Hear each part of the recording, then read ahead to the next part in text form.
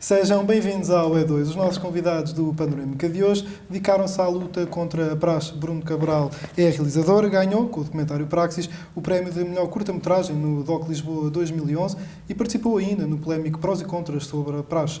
João Mineiro é sociólogo, investigador e foi dirigente estudantil no ISCTE. Juntos escreveram o livro Desobedecer à Praxe e é por isso que os temos connosco. Muito obrigado por aqui estarem e sejam bem-vindos ao E2 e à Escola Superior de Comunicação Social. O livro é este. Vocês escreveram um livro que se dedica a dizer como é que se pode desobedecer à praxe ou como é que se podem criar alternativas à praxe. E eu começo por uma citação em que vocês dizem debatê-la é um imperativo, debatê-la, a praxe, imperativo democrático, desobedecer deve ser uma prioridade. Não será esta afirmação demasiado limitadora, dado que pode haver vontade em não desobedecer à praxe? Sim, não sei, quer dizer, nós fazemos essa declaração para dizer que para nós, portanto, na nossa perspectiva, na nossa forma de entender a universidade, de entender a sociedade, de entender as relações entre as pessoas, a ideia de desobediência à praxe é um imperativo democrático, porque nós achamos que há um conjunto de valores inerentes à praxe que são valores que devem ser alvo de crítica. Os valores da hierarquia, os valores da autoridade, os valores da obediência, os valores da humilhação, em muitos casos, em demasiados casos. E, portanto, nós achamos que esses valores que são estruturantes da forma de organização da praxe e que são estruturantes na sua história, são valores dificilmente compatíveis com os valores da democracia, do companheirismo, da igualdade e da partilha de relações sociais sem dominação e sem poder. Vivemos numa altura em que a praxe tomou conta das universidades, já não dura muitas vezes 1 ou 2 dias no início do ano, já se estende ao longo de toda a vida académica e faz parte da vida académica. E há uma grande pressão, é verdade, para pôr as pessoas de um lado ou do outro da praxe, ser pró-praxe ou anti-praxe. Há aquela coisa, geralmente no início do ano letivo, de dizerem aos novos alunos que se não quiserem participar na praxe, têm de se declarar anti-praxe. Eu acho isso tudo realmente um absurdo. Acho que é importante questionarmos os valores e posicionarmos contra todo esse sistema de valores da praxe, da hierarquia, que são contraditórios com os princípios que eu acho que deviam ter lugar no ensino superior, mas também combater se a pessoa quiser ficar indiferente também, obviamente, é natural que possa ter o direito a ficar simplesmente indiferente. Mas as generalizações não serão perigosas? Nós partimos, entre outras, da análise de códigos de praxe, que são os códigos escritos pelas comissões de praxe, pelos estudantes que se organizam em torno da praxe e lemos dezenas e dezenas de códigos de várias universidades para ter matéria, para perceber realmente como é que a praxe se estrutura em todo o lado. E fora isso também, os artigos de jornais, alguns outros estudos que já tinham sido feitos. E, independentemente de muitas pessoas dizerem a praxe, ou uma coisa recorrente nos debates nos quais já participei, as pessoas dizerem mas na minha universidade a praxe é boa, na minha universidade a praxe não é isso, é diferente, verificamos que o conjunto de valores e de premissa da praxe, de haver sempre alguém que manda e outra pessoa que se submete, superior, é sempre uma constante. E toda a ideia é a hierarquia. E a partir desta premissa, de quais são esses valores que regem a praxe de forma geral, é que procuramos analisar como é que nos deveríamos posicionar. Num contexto em que nós queremos que toda a gente se integre, realmente. Não é uma coisa de discutir se queremos ou não queremos que as pessoas se integrem. A premissa de que os estudantes temos que ter atividades de integração e temos a preocupação que os estudantes se integrem da melhor forma no ambiente universitário é uma base também fundamental. João, tu és sociólogo e investigador e do ponto de vista sociológico as praxes funcionam ou não como elemento agregador das comunidades estudantis? Certamente que agregam, porque são uma atividade hegemónica, sem alternativa quando se chega no início do ano, na maior parte dos casos sem uma alternativa e, portanto, são a única realidade com que um novo estudante é confrontado, com um sistema de legitimação muito forte, portanto, reitorias, os espaços internos da universidade, a própria comunidade à volta, os bares, toda a dinâmica que circula à universidade cria uma cultura de legitimação destas práticas. Em muitos casos, até as reitorias negociam com as próprias comissões de praxe os dias em que se pode ou não fazer praxe, assumindo que as comissões de praxe são órgãos legítimos nas universidades. E, portanto, um estudante, quando chega, é confrontado com um conjunto de atividades em que a maioria das pessoas participa, sente que há uma legitimidade dessas atividades porque são reconhecidas por parte das instituições e por parte da comunidade e, portanto, nesse sentido, é uma escolha livre a adesão a essas atividades na medida em que ela parece ser a única atividade e parece fomentar a ideia de que se tu não participares nessas atividades vais, de alguma forma, estar excluído de um conjunto de outras vivências académicas. Mas, portanto, poderão também ser uma espécie de rituais que são integradores, ou fazer aqui uma oposição entre rituais que são integradores, mas também de domesticação ou até de imaturidade. Sim, sempre até a ideia de base da praxe desde o século XVIII é de que a praxe, porque é que o estudante é tratado como besta? Porque a ideia é, uma pessoa quando chega à universidade é um animal que tem que ser domesticado para passar a um nível superior de existência que seria a de ser humano. E, portanto, em muitos casos é tratado como animal. Uma das praxes mais comuns no século XVIII e XIX era fazer os novatos andarem de quatro e darem-lhes comida, fardos de palha, como se fossem animais. E, aliás, hoje isso continua a acontecer em algumas universidades, principalmente nas agrárias, e continua a haver esse ritual. Existe alguma ideologia política associada aos movimentos anti-praxe? Neste momento não há propriamente movimento anti-praxe, contrariamente a isso falámos um bocadinho no livro, fazemos um historial do MATA, que é o movimento anti-tradição académica, que nos anos 90 e início dos anos 2000 teve alguma presença em Lisboa. Houve alguns outros focos de resistência e de movimentos mais de agitação, que procuravam mais uma intervenção direta, através de folhetos, de murais, de intervenção direta para desmobilizar as pessoas da praxe, mas fora isso, quer dizer, nos últimos anos não tem havido nada deste género em lado nenhum. Mas nós vemos que muitas das atividades ou das alternativas que são criadas para as pessoas que não querem participar na praxe, muitos desses elementos são pessoas que pertencem a alguns partidos, JCPs, por exemplo concreto, Bloco de Esquerda, por exemplo. Vocês no vosso livro recorrem também a exemplos da Ana Drago, do José Soeiro, dirigente do Bloco de Esquerda, Miguel Cardina, e, portanto, não há aqui uma ligação com a política, ou com a ideologia política de esquerda. Eu acho que tudo é político na vida. Eu acho que nós poderíamos dizer com segurança que há um conjunto de valores que a praxe perpetua, que marcam de alguma forma uma clivagem entre o que seriam os valores tradicionais, desde a Revolução Francesa, entre a esquerda e a direita. Eu acho que isso é claro, os ideais de liberdade, igualdade, de fraternidade que marcam a Revolução Francesa e que associam e que dividem depois os campos da esquerda e da direita, eu acho que terão que ter alguma relação com os valores da praxe. Mas eu acho é que é redutor dizer que a defesa da praxe é feita por organizações políticas, digamos, da direita política, e a oposição à praxe é feita pela esquerda política. Não é assim. Empiricamente não é assim. Se analisarmos, por exemplo, as alternativas que se construíram, por exemplo, em Coimbra, o Criatividade tem gente das diversas ideologias políticas, das diversas filiações partidárias, quer dizer, o que une aquelas pessoas não é qualquer tipo de filiação ideológica ou política, é uma vontade de criar uma iniciativa de integração transversal ao conjunto dos estudantes e que não divida aqueles que participam ou não participam na praxe. Agora, há um facto histórico datado que nós retratamos no livro, que é dito pelos próprios, que há uma organização política de direita que em 79 e depois no início dos anos 80 definiu na sua direção uma prioridade para a reemergência da praxe em Coimbra e depois no resto do país. Uma organização de direita. Direita na altura? Direita na altura Porque- e creio que direita agora.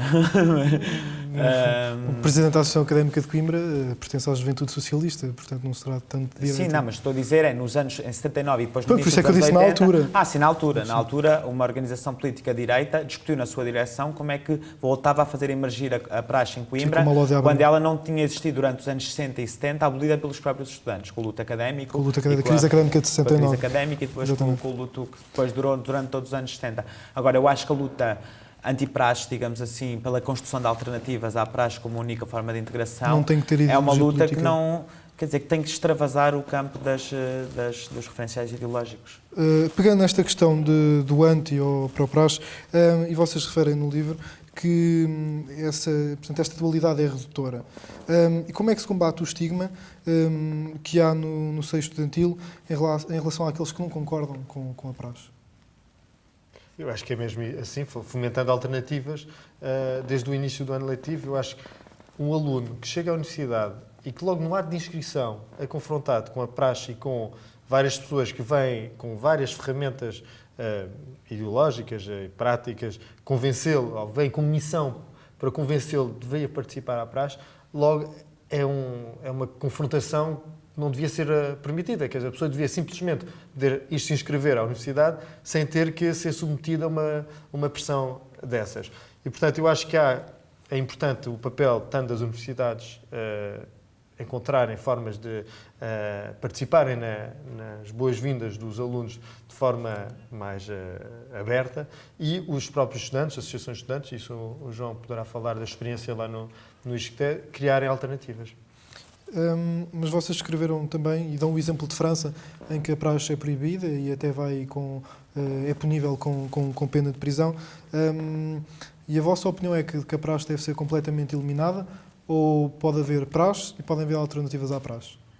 Eu acho que o que tem que haver é iniciativas de acolhimento dos alunos que não passem por relações de dominação e submissão.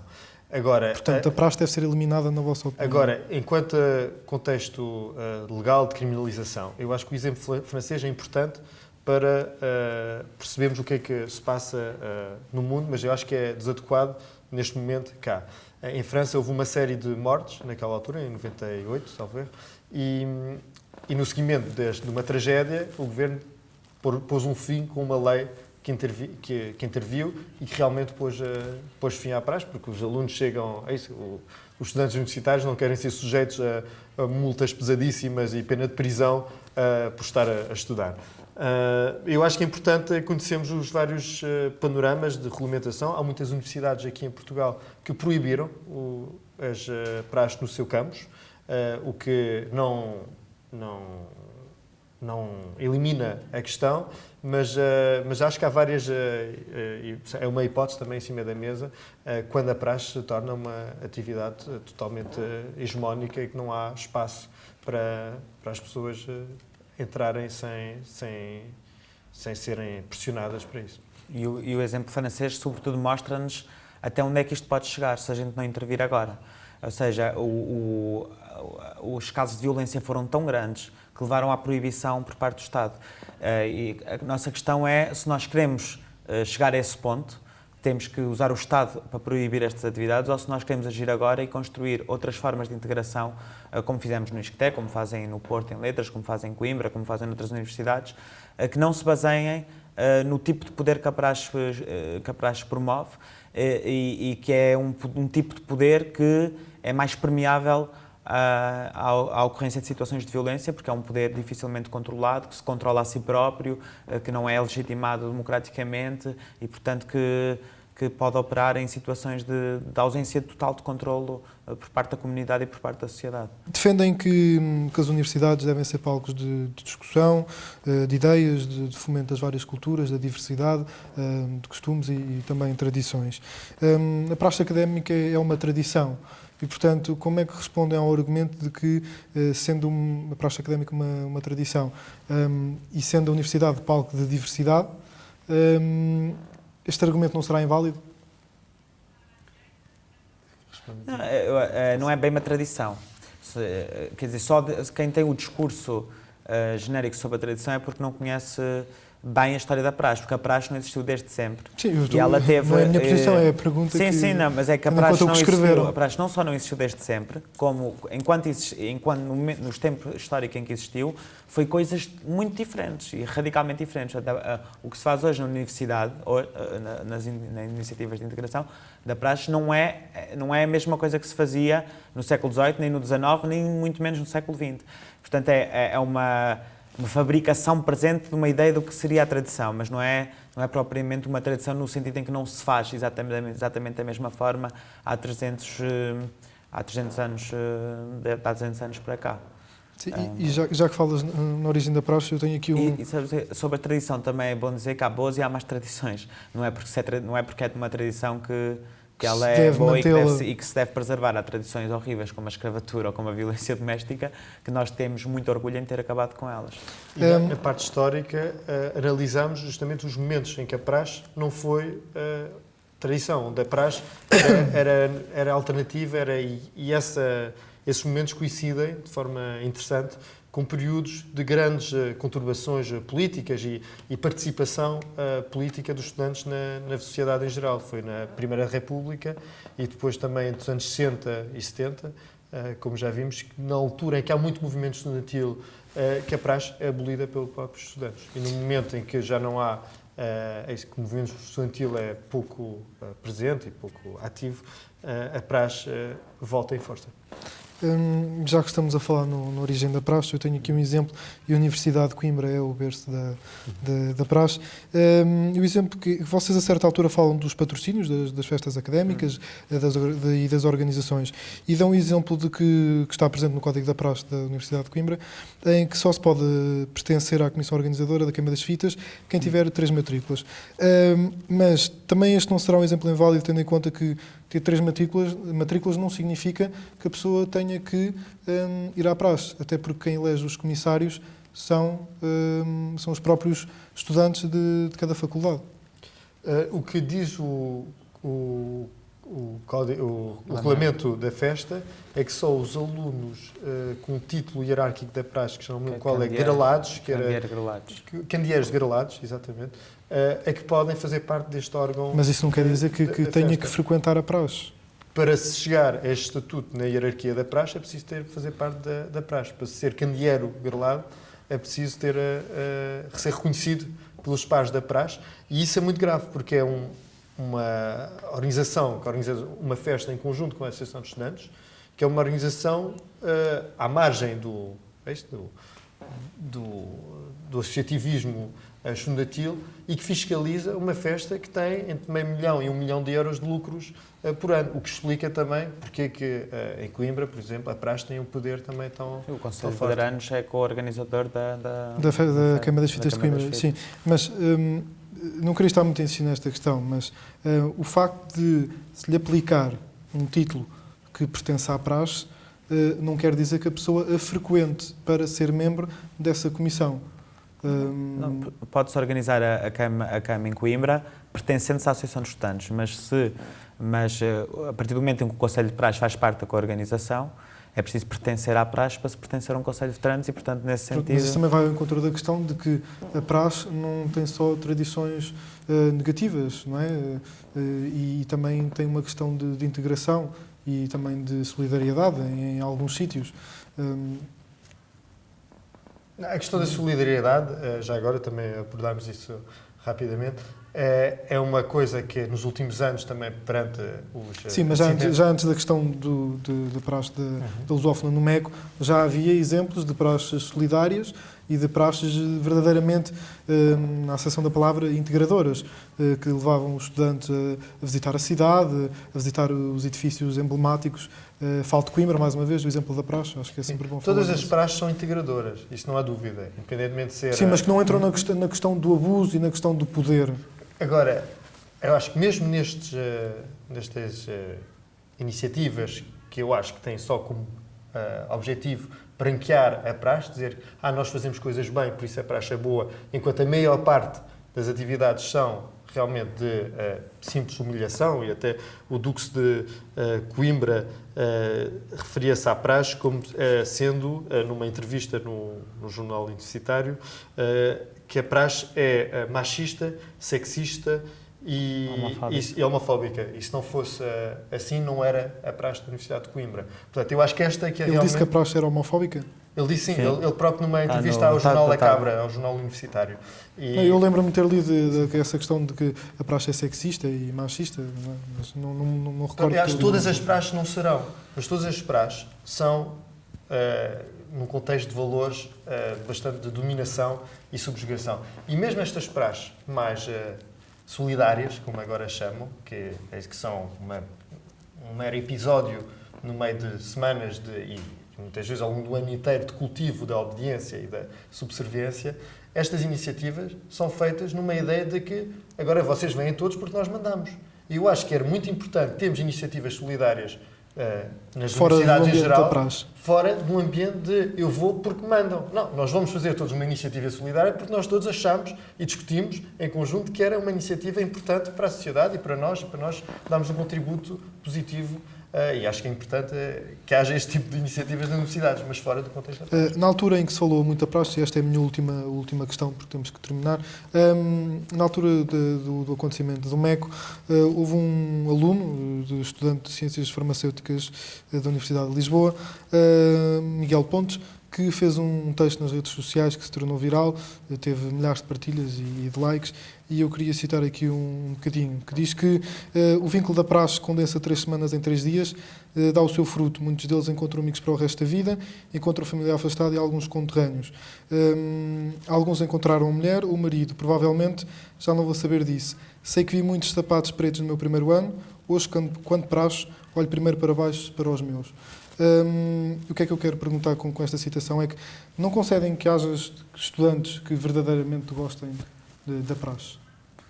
Eu acho que as pessoas podem encontrar isso tudo na praxe. O que nós questionamos é o pressuposto básico, que é a questão da para obediência. que é que nós precisamos de uma hierarquia, de uma regra de mando e de obediência, de superiores e de inferiores, pessoas que obedecem a quem está há mais tempo na faculdade. Para que é que nós precisamos disso? Para conhecer os outros, para arranjar namorados, para nos divertirmos, como é citado no exemplo. Para que é que a gente precisa dessa estrutura? É que para fazer ligação à cidade, para ser solidário, para conhecer pessoas e para nos divertirmos, lamento, mas não precisamos de todo de nenhuma hierarquia, nem nenhuma estrutura de mando e obediência. É esse o pressuposto central que nós criticamos, propondo-lhe outras formas de relações sociais muito mais horizontais e muito mais claras entre as pessoas. O início do ano letivo é sempre uma altura marcante na vida de qualquer pessoa que ingressa na universidade. E por isso acho que é sempre importante que tenha uma boa memória disso e, infelizmente, é pela praxe que a maior parte agora se integra e, portanto, muitos terão uma boa memória, uma boa passagem pela praxe. Mas as vítimas, as pessoas que realmente se sentem humilhadas e as pessoas que depois saem feridas, por vezes até fisicamente, não são tão poucas, são silenciadas pela hegemonia que a praxe tem hoje em dia. E isso também preocupa-nos, apesar de nós não ser um estudo sobre a violência específica da praxe, mas a violência também existe e os traumas também existem. Muito obrigado então aos dois por terem vindo ao E2, foi um prazer tê-los connosco. O livro chama-se Desobedecer à Praxe, escrito então por Bruno Moraes Cabral e João Mineiro, já está disponível em todas as livrarias. O E2 termina por aqui, podes continuar a acompanhar os nossos conteúdos no Facebook e rever o programa no nosso canal do YouTube. O Panorâmica volta para a semana. Até lá.